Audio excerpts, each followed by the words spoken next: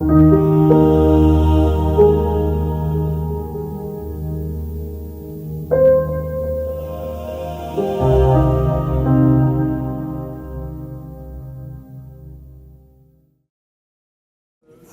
my name is Dr. David Furlong. I'm welcoming you to this Spirit Release Forum Conference, which is given in February 2017. The video presentations, which are of the various talks given at the conference, and these were exploring different issues of spirit attachment, spirit release. The theme of the conference was Spirit Influence on Mental Health. Is spirit intrusion an important overlooked factor in hallucinatory disorders? I do hope you enjoy the conference and all that it is covered here, as there were some fascinating talks given.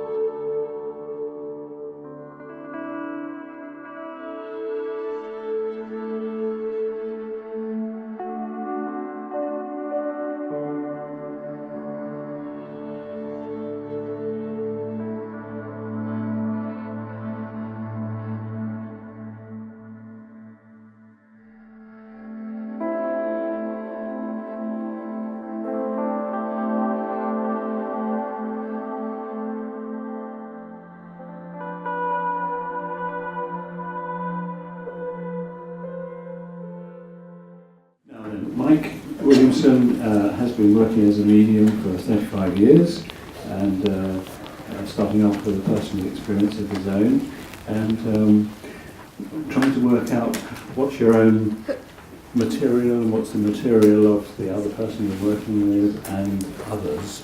So that's going to be a very interesting continuation of what David Furlong has been talking about, I think.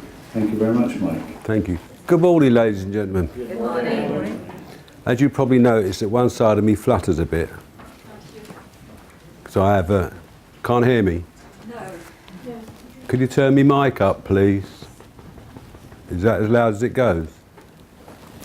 Okay, I'm a medium and I'm looking at schizophrenia from the mediumistic point of view, which will be different from what's been said in the past, possibly.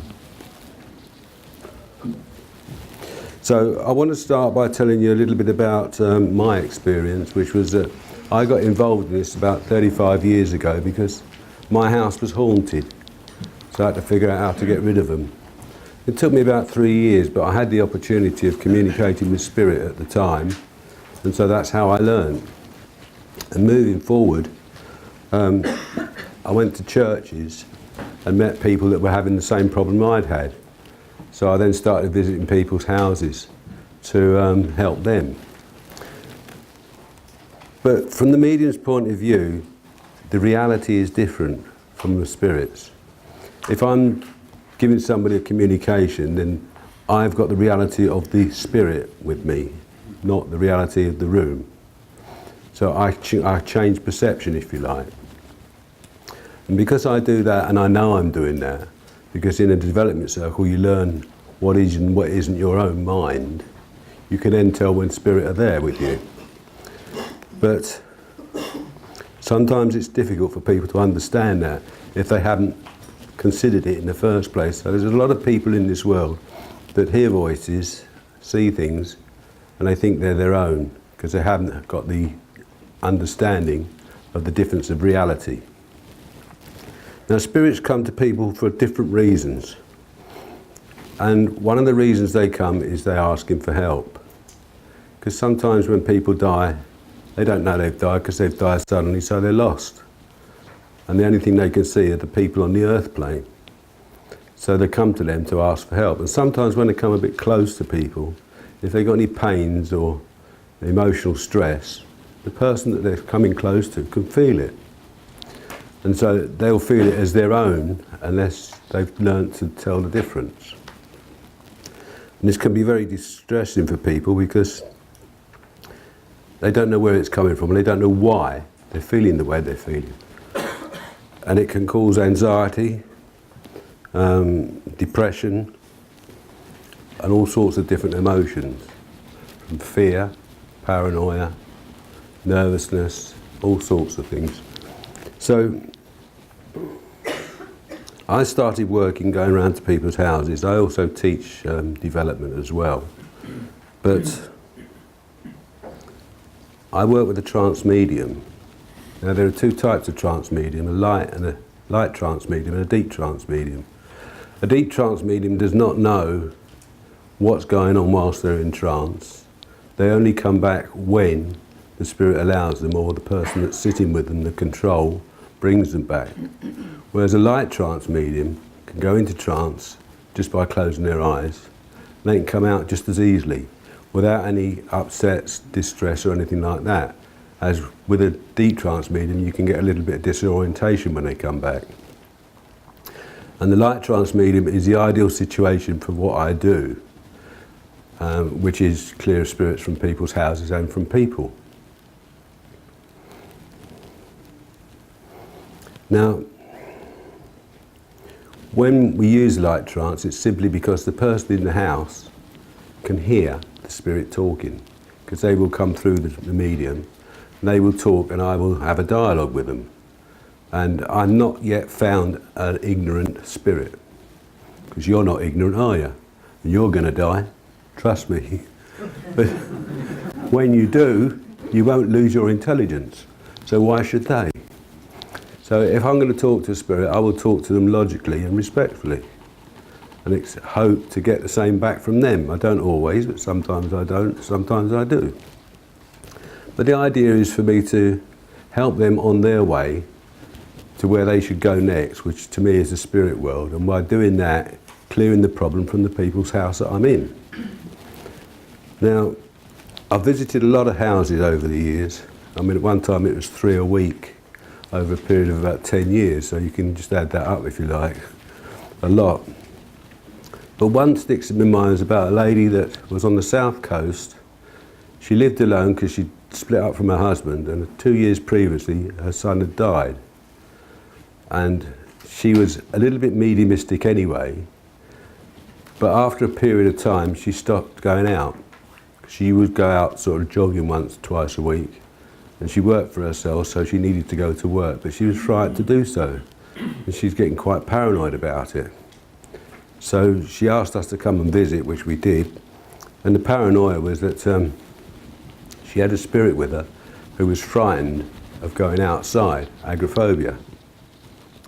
The spirit was also frightened of being noticed, recognised, and being spoken to. Well, we had a chat with the spirit anyway, and sorted out their problem, and took them on their way. And they were quite happy once we resolved their problem for them, and that's what we found in most cases, that once we resolve their problem, they're quite happy to go. There are, as David said, those that do not want to go. They know exactly what they're doing and why they're doing it. And often it is people that have died violently. They come back and they're not happy about having died, and they want to get their own back. So who are they going to get their own back on? Anybody they can. And if you happen to be in the room, it's going to be you. Now you may not recognise that you're getting attacked, and it can be very subtle to start with, but gradually you'll find that if you've got the two of you in the house, one of you has a high mood, another one has a low mood, and you tend to change over, so you're never on the same level, and that of course creates arguments, and it's a case of winding you up, if you like. So once they're recognised and sorted out and dealt with, people find they can go back to the normal way of life without any interruptions or upsets. Now, as I say, with the lady from the south coast, she was okay after we'd sorted that out, but I have to say that that wasn't the only problem she had, because when we walked into her house, it was freezing cold. The heating was on full, but it was freezing cold. And whilst we were talking to her, she kept getting pushed. So we dealt with those spirits fairly quickly because it was discomfort for her. And when we got the heating turned up again, spiritually speaking, we were quite comfortable, so we dealt with the other problems. But I found that there's never just one spirit in a house or around a person. There's always all in one. Because they tend to work in 2s, 3s, and possibly more sometimes, because they don't have the strength on their own to do it by themselves, to interfere with people. You'd be surprised at how strong people's minds are. Now, during these visits, I started to bump into people that had either been diagnosed as schizophrenic or had a feeling they were schizophrenic. And it wasn't just schizophrenia that we're talking about here, because personality disorder, bipolar and dissociative identity disorder can all be affected by spirit, because it's all emotions and it's all sort of under the screen, if you like. You can't always see what's going on. So some of these people, I was aware of the spirit that was with them when they were telling me about them, so I knew they weren't schizophrenic. They weren't sort of having other mental problems. It was actually spirit. So once we dealt with them, they felt more comfortable and they carried on with their life as though nothing had happened. But when these people are not aware that they've got something going on, but they can see things and hear things. I'll give you an example. If you say to yourself, 1, 2, 3 in your head, is that a voice or is that a thought? And it's as subtle as that from spirit. It can be. Even more subtle in some cases. So you see, sometimes we think we know our own mind, sometimes we don't. But we need to sort of try and keep our feet on the ground and be realistic about what's happening in there, because it can be quite difficult, because if a spirit comes close and you get a lot of emotions, that's one thing. But the other thing is that occasionally they can possess you. And by possess, I mean they can take you away from your reality, and it can be half an hour or an hour before you come back and realise that something's happened. You don't always know that it's happened. So we have to be careful about what's going on in that direction as well, because there are all sorts of ways that spirit can affect you without you knowing it. And that's one of the worst. Now, according to the diagnostic and I've written this down for you. I don't know whether I can say it, but I'll do it. I'll try anyway. The DSM-5. Do we know what that is? Good. Then we'll go from there then. The causes of schizophrenia can be genetics. It can run in the family, they think. Could be the environment. Living in an urban environment as a child or an adult increases the risk of schizophrenia by a factor of 2. Where do you live? Urban environment. Social isolation. Now I can see that one, because a lot of the people that we do go and see are isolated, they're alone. And because they're alone, any voice is better than no voice. So if somebody's talking to them, they think they've got company and they're happy with that. We have removed spirits from these sort of people, but they get them back because they don't like to be on their own. There are people we can help, and there are also people we can't help, but we try in every case. Now, another cause for schizophrenia is people born in the winter or spring in the Northern Hemisphere. They're an increased risk of 5 to 8% of developing schizophrenia, according to the DSM. So I'm not knocking anything, but what I'm saying is that realistically, they don't really know what causes schizophrenia. But they try. But my point is that schizophrenia has subtypes as well. There are about 5. And according to the American Psychiatric Association, they have been dumped in the DSM because limited diagnostic stability, low reliability and limited validity of diagnosis of those particular aspects. So we can see that even when they're diagnosing it, they don't really know what they're doing. I'm not knocking anybody. All I'm saying is the medical profession don't really look at it from a realistic point of view sometimes. And although it's a difficult situation as a mental thing, there are still got to be other ways of doing it rather than putting people on drugs. Now, I want to look at paranoid schizophrenia because I just want to take one aspect of it all, and that is the suspicion of others, and often having elaborate theories of persecution, hallucinations and delusions, Well, that's not a lot different from somebody who's been annoyed by a spirit, because sometimes they'll get hallucinations, they'll see things. It may not be a picture, it may just be an impression. Or sometimes they'll hear voices, as in the voices I just showed you, you could hear yourself, or audibly, or even a thought. How do you know what's your thought and what isn't? Only by learning to tell the difference. So you see, the difference between the criteria that they use for paranoid schizophrenia and spiritual aspect of it is not a lot. So they really don't know, and they're still looking for answers in the brain. Now the brain is a processor. It processes all the stimuli it gets from the environment, through the body, through the nerves, and everything else like that, but it also processes information it gets from spirit. But it doesn't know where it gets it from, it just processes it. Okay? There's no pathology for schizophrenia. I don't know if you know that. There is for multiple sclerosis, Alzheimer's, and Parkinson's. And they're all degenerative brain diseases. But schizophrenia is not. It's a condition. And it's a condition depending on the person and their environment, their culture, the way they've grown up, and what they believe. Because different people believe different things.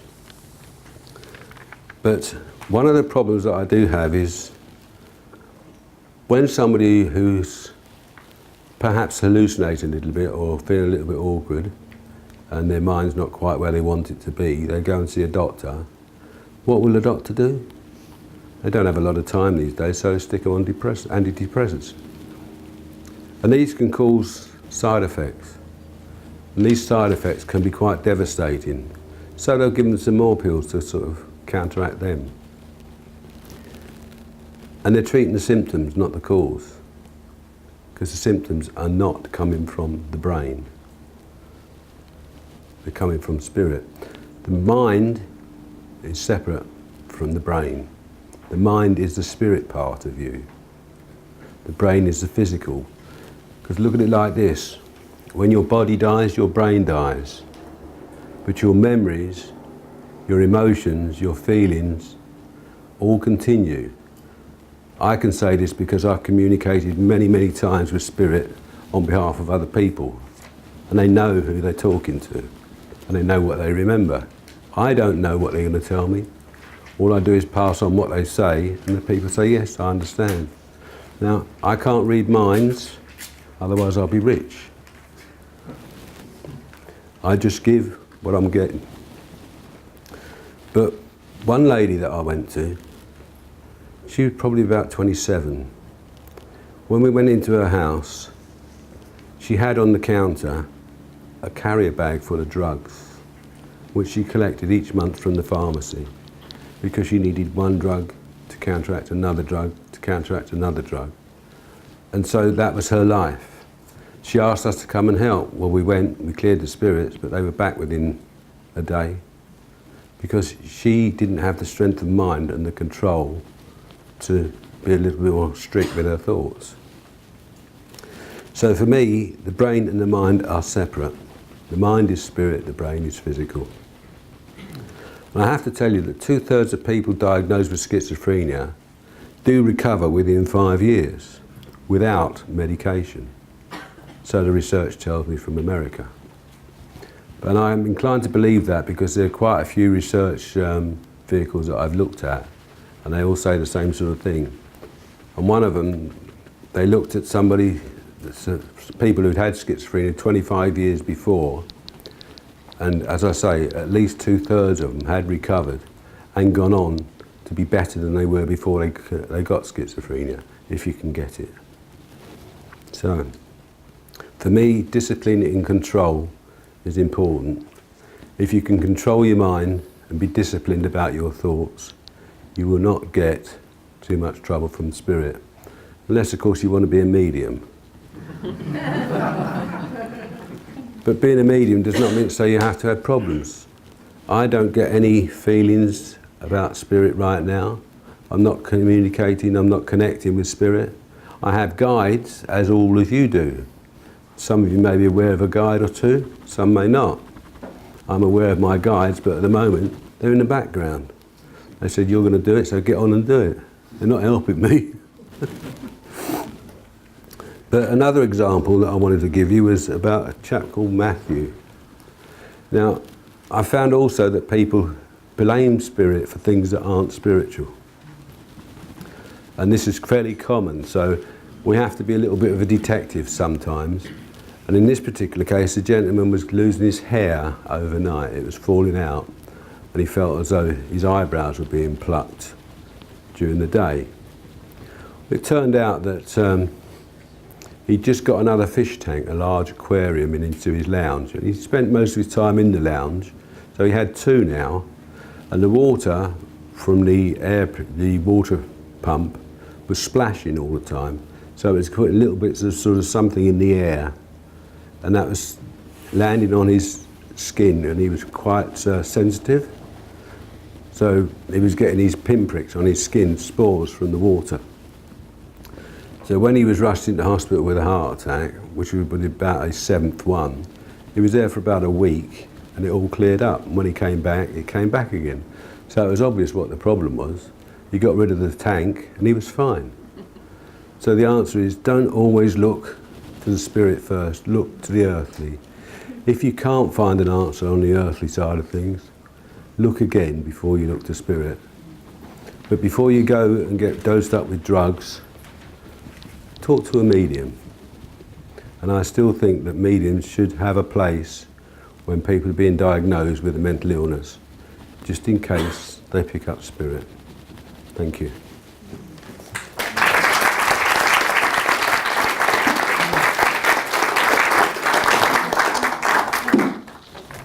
Well, we've got plenty of time for questions and discussion, so yes. Have you come across any connection between ME and schizophrenia? No. It's a short answer. No, I haven't.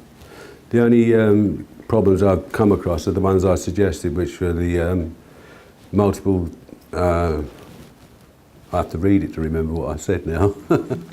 The multiple personality disorders and that sort of thing, and bipolar. They're the only ones where I've been aware of spirit interference. I've not come across with someone with ME. You mentioned earlier you don't know what causes schizophrenia. Could it be the subpersonalities that David was talking about that could be the cause? David's laughing at me now because I'm having difficulty answering this one, and he knows why. But I'll be honest with you, I don't believe in subpersonalities. Because for me the spirit is whole, stays whole, and it's perfect. But I do believe that we have memories that may cause us problems later on in life if we don't resolve them when we're younger. So I don't know if that answers your question.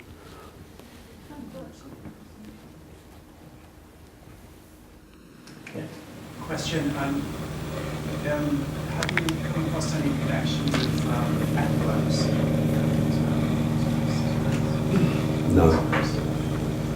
No, I haven't. I just wondered if you felt there was any connection between earth energies, so maybe where someone's house is located, and whether the spirit sort of connects to that, or if you feel that there's any kind of connection. I've found that spirits will go where they want to go. They're not necessarily attracted to an area, they could be attracted to a person, whereby sometimes people will be haunted in their house, sometimes they'll have attachments that will follow them around. So it's a case of more the personality side of things than the area. Okay? You mentioned bipolar. Can you say a little more on that, please? All I can say is that sometimes some of the problems that people have with bipolar can be caused by spirit, with interference with the emotions and the anger and depression and that sort of thing. Because spirit can cause depression and anger very easily just by tweaking your emotions. You mentioned people living together like two people, one's in a high Yeah. What can actually happen within one person? Perhaps. Yes, people do go up and down, obviously, but they will in their life anyway. But I'm talking more about couples. I'm talking about couples in the sense that it's more obvious, because you can see a difference in. Always it's one's up and one's down. If you've got someone who's living alone, they're usually pushed down and kept down. That's the way I've found it. They're never really hyper. Thanks. In the healing discipline I was trained many years ago, we believe, and I still do, that some people are more susceptible to spirit interference than others. And this is an outcome of a tear in the aura system or a weakness at certain points, and this can be addressed from that perspective. Did you come across that type of stuff? I'm a great believer in healing. I also believe that people can be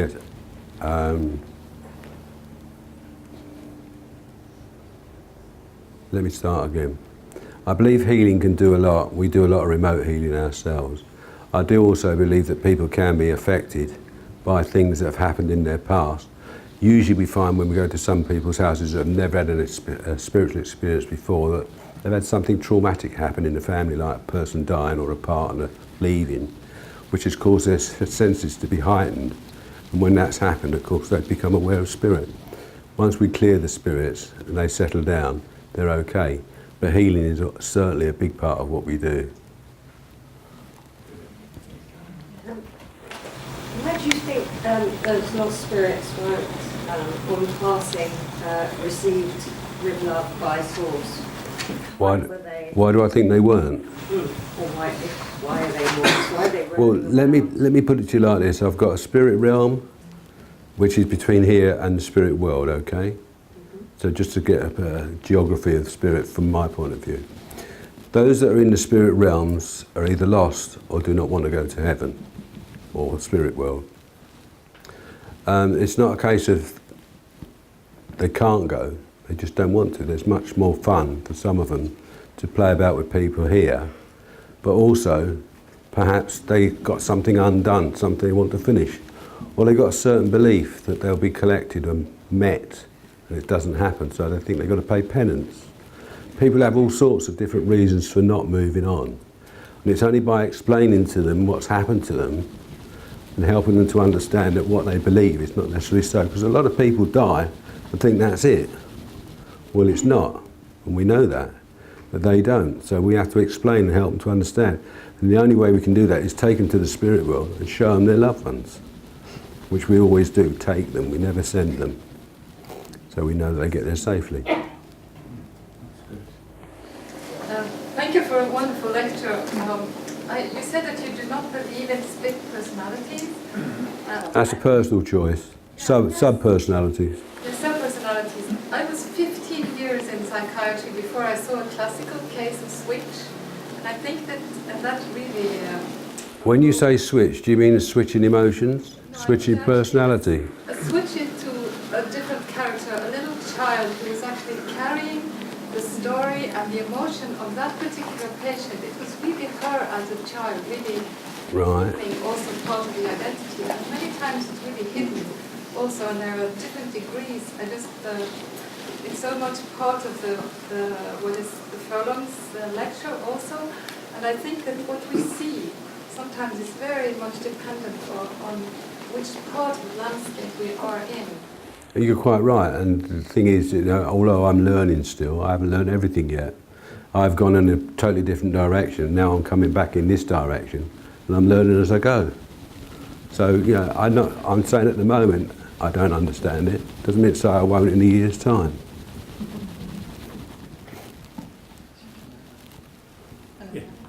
I was what have you experienced medication having effect on healing? Has it sort of been a real problem? As far as healing is concerned, I feel that's a complementary thing to medication. If the doctors put you on medication, it's for a reason, and I don't think it's an alternative. If you have healing and you're feeling better, then you get your doctor to reduce your medication, but you don't go off the medication just because you're getting healing. No, I'm just wondering though, if you experience antidepressants, whether it's a different type of healing you have to do. Or if it's... No, I don't choose what type of healing. Right. It's what spirit decide. Okay.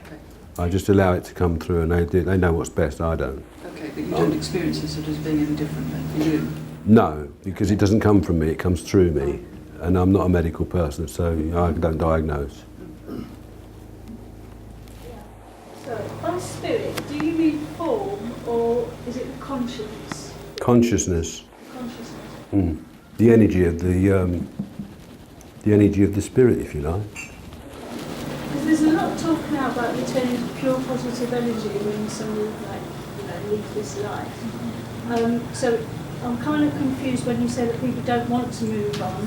Well, I was kind of under the impression that it's going to be like sort of an automatic thing that happens. You return to this positive. But nothing's automatic because you've got free will. I mean, as the previous speakers have said, people, when they're on their deathbeds, they get loved ones coming close to them and sort of ready to take them home. But if people die suddenly, they haven't got that opportunity. So sometimes they're confused. Sometimes they don't want to die in the first place, so they certainly don't want to go to heaven. So they're going to stay around and sort of live a life through somebody else. That's what they're trying to do. But as to automatic sort of purity, when you get to the spirit world, that's what you've got. Yeah. Have you got in touch with this poltergeist phenomenon that usually happens with teenage? It's interesting you call it poltergeist, because the poltergeist is German for ghost, isn't it? Yeah, but they talk about poltergeist in the sense of teenagers, where they're transferring from sort of young adults to mature adults, and their emotions are all over the place. They say they attract spirits for that reason. And yes, sometimes they do, but it's not always the case. I just assume and believe that a poltergeist is just another spirit. Nothing's just another name for it. He's a noisy ghost, actually, isn't he? Do you find in your work as a medium that the spirits that you're able to help move on are what we call lost souls, or do you find that some of them are darker energies? I find both. Those that are lost souls we help move on. Those that really refuse to move on, we put them in the hands of their guides so they're not troubling the person we've come to help. And their guides then look after them and stop them from interfering with other people, because the free will of the person that's asked us to come to them is more important than the free will of the spirit at that time. But the free will of that spirit will be realised once their guides have gotten to understand what's going on. Thank you. I'm very interested in what you said about the discipline of thought for the person you're helping, so that when they are still being sort of treated by you, that they don't take too much notice of their immediate thinking, so their thoughts might not be their own, although we are told that our thoughts are ours. So like it's our first thought. Don't believe your first thought. You're responsible for your second. So I'm more interested in how you advise your client to be disciplined in their recognising their thinking that might not be theirs, and how they can bring it all back and say, that's not my thought. Close your eyes. Right. Think of a matchstick. Keep a picture of a matchstick in your mind as long as you possibly can. Tell me when it goes.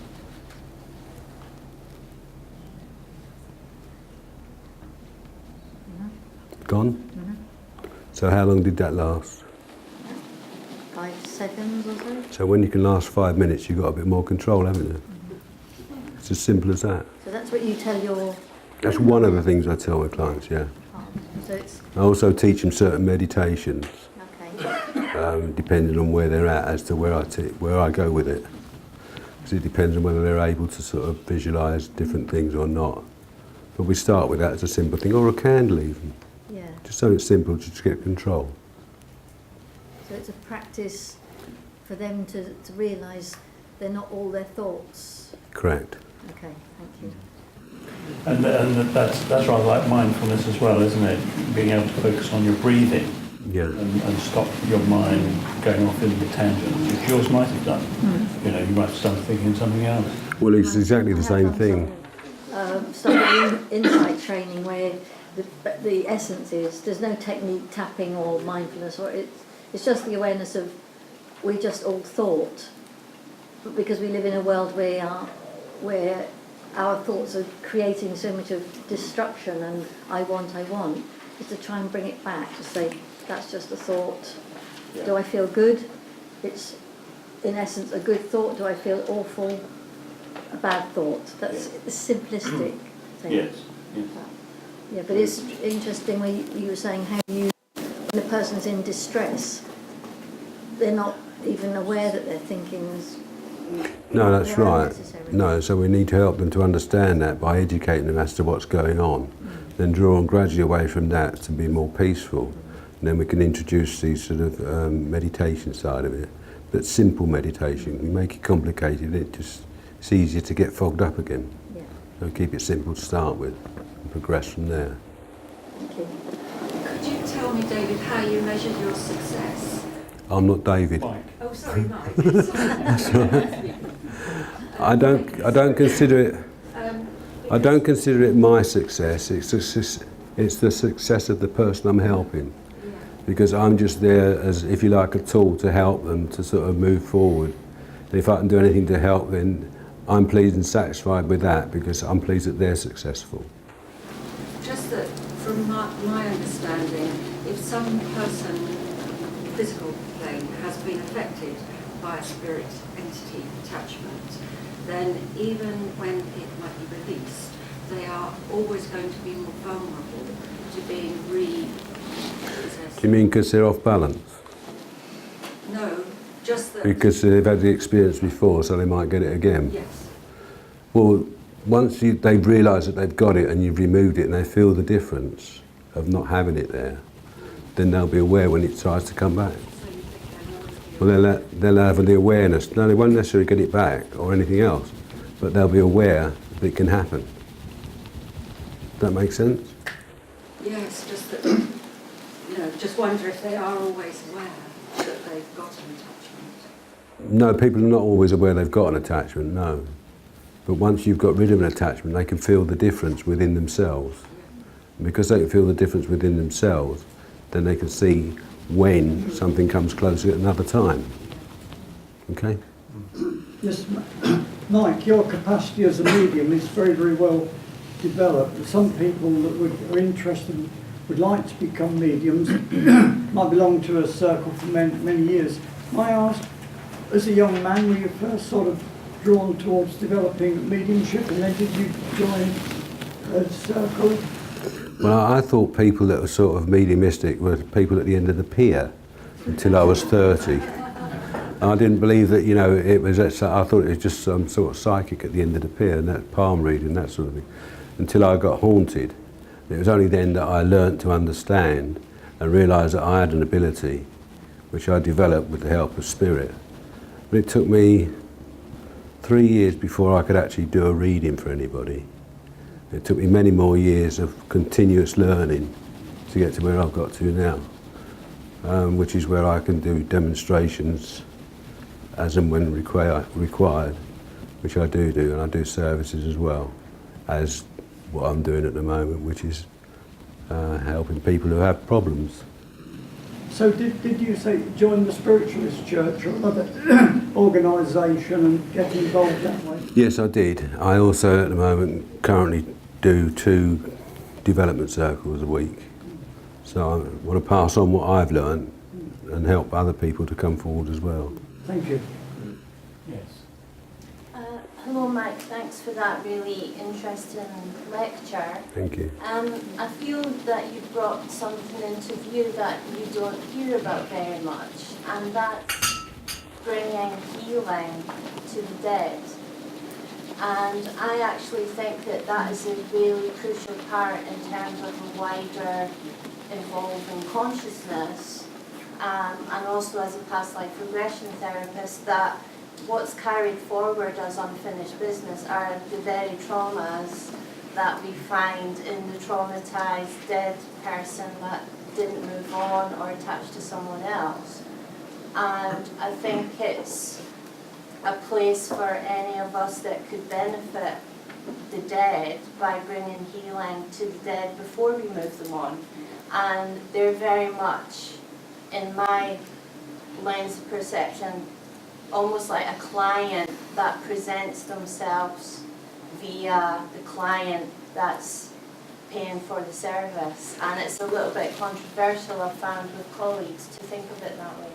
Well, I wholeheartedly agree with you, and the reason I agree with you is because if you can't resolve their problems, they're not going to move on. And the healing that we do is more spiritual than it is human, if you like. So even if we go to somebody and we clear the spirits, we know they're okay, even if the person that we've helped gets it back again. All right? Thank you. So you asked before, so a new question I'll try and get to you. We're going to a panel after this. Carry on. Yep. Mike, just for clarification, you mentioned earlier, correct me if I've misunderstood what you said, that the free will of the person who's living is greater than the free will of the spirit. Just want to clarify that is your perception of that. And also, when you're doing the clearing, do you also attempt to make contact to the guides of the spirit that is causing the issues and the problems? Well, in the first instance, you asked about... Oh, the mind's gone. Free will. Yeah. If the person that's asked me to come to them, they've exercised their free will to ask for help. The person in spirit who's causing the problem has not asked to be there and not requested to be there. So if the person that's asked me to come to help them says they don't want the spirit there, then their free will presides. Right. As far as communication with the spirit's guides are concerned, if they refuse to go, then yes, we do contact their guides and we do get them taken away by their guides. Okay. Thank you very much, Mike. That's been very Thank you. interesting. Thank you.